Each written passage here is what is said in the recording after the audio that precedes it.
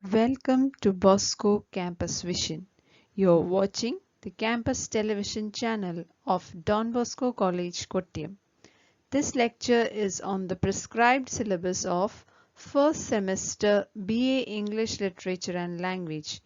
Paper is Introduction to Literary Studies 1. In this lecture, I am going to deal with the lyric and the epic. The lyric. The word lyric comes from the Latin word lyricus, meaning of or for the lyre.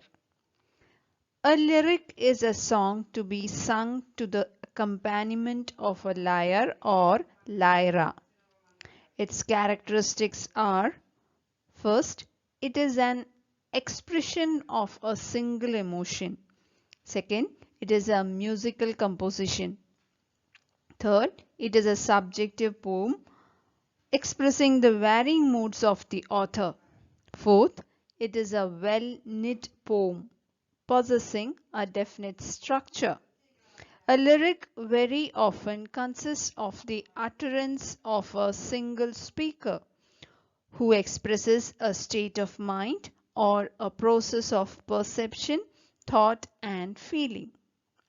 In dramatic lyrics, the lyric speaker is represented as addressing another person in a specific situation. For example, John Donne's canonization and William Wordsworth's Tintern Abbey. Among the lyrics in a private mode, some are simply a brief, intense expression of a mood. For example, Shelley's Tonight and Emily Dickinson's Wild Nights, Wild Nights. In love lyrics, the speaker may simply express an enamored state of mind in an ordered form. For example, Robert Burns' Oh my love's like a red, red rose. Then Elizabeth Barrett Browning's How do I love thee? Let me count the ways.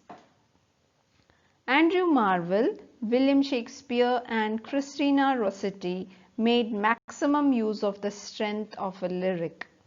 In other kinds of lyrics, the speaker justifies a particular disposition or set of values. For example, Milton's El Allegro and Il Penseroso. A lyric may also express a process of observation and meditation in an attempt to resolve an emotional problem.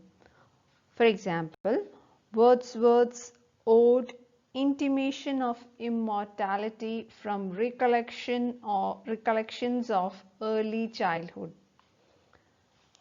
Another example, Matthew Arnold's Dover Beach.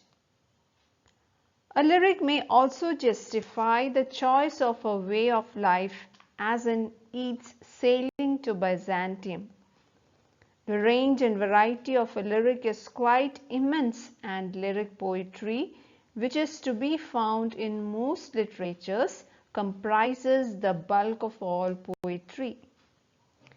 Elizabethan age is seen as the period during which the English lyric was perfected, and it is often said that England during that age was a nest of singing birds.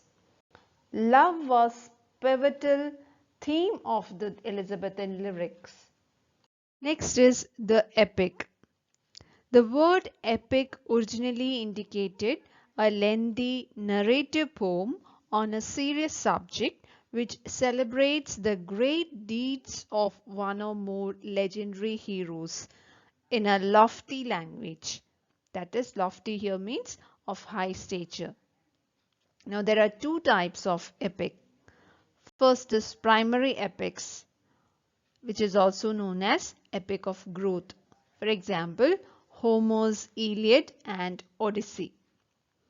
Second one is secondary epics, which is also known as epic of art or literary epic or epic poetry or heroic poetry. Now, these secondary epics are written in imitation of the primary epics.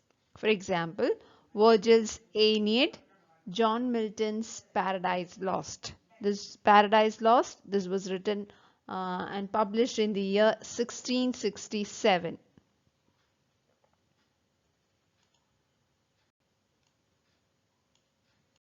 Epics employ poetic devices like the Homeric epithet and the Homeric simile. The Homeric epithet is a lengthy phrase applied repeatedly to a person, place, or thing. For example, swift-footed Achilles. The Homeric simile or epic simile makes an elaborate comparison.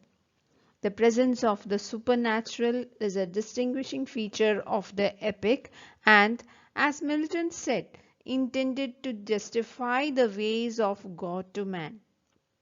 It has a moral purpose and it is often divided into books, usually 12 in number.